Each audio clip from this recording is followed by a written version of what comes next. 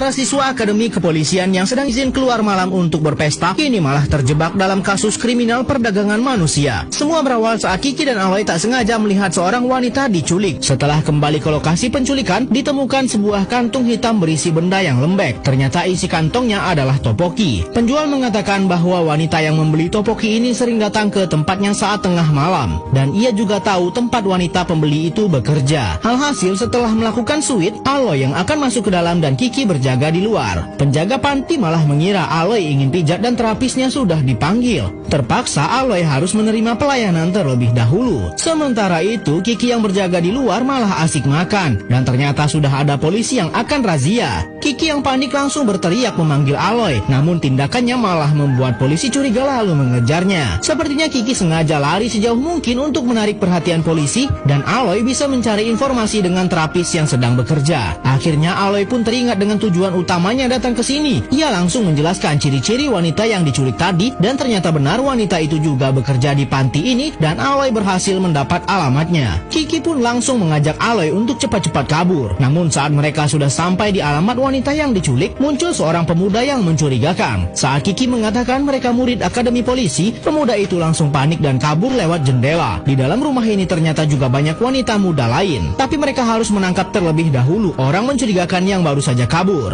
Aloy sudah sangat dekat dengannya, dan saat ia akan diserang, Aloy bisa melawan berkat ilmu bela diri yang ia dapatkan saat di akademi. Karena sudah terpojok, pemuda mencurigakan ini pun dipaksa untuk memberitahukan kata sandi HP-nya, dan saat diperiksa oleh Aloy, ternyata ia adalah anak buah sindikat perdagangan orang. Pemuda ini mengatakan bos mereka yang bernama Gunho akan membeli para wanita yang tidak punya rumah, dan ia bertugas untuk mengumpulkan para wanita itu. Kiki dan Aloy pun kembali ke rumah penampungan para wanita yang akan dijual tadi dan menjelaskan apa yang sudah terjadi. Para wanita ini sangat marah dan sedih setelah mendengar bahwa salah satu temannya sudah diserahkan kepada bos perdagangan orang. Sebelum pergi mencari anak yang diculik, Aloy memberikan uang kepada mereka agar pergi sejauh mungkin dan jangan tinggal di sini lagi. Mereka langsung menuju ke markas penampungan para wanita yang diculik. Info tentang lokasi markas itu didapatkan dari salah satu anak buah bos perdagangan orang yang sempat mereka tangkap. Tempatnya cukup jauh dan sangat asing bagi Kiki dan Aloy. Supir taksi juga mengatakan bahwa tempat ini sarangnya kriminal, tapi mereka tetap ingin menyelidiki kasus ini. Menggunakan HP salah satu penjahat yang sudah mereka tangkap, Kiki mencoba menelpon nomor penjahat lainnya yang ada di HP itu. Ternyata penjahat lainnya tepat ada di depan mereka. Namun saat penjahat di depan mereka menelpon balik, HP di tangan Kiki malah berbunyi. Alhasil para penjahat ini tahu bahwa salah satu teman mereka sudah tertangkap, dan kini Kiki dan Aloy sudah terjebak di markas para sindikat perdagangan orang. Tapi karena mereka adalah siswa Akademi Kepolisian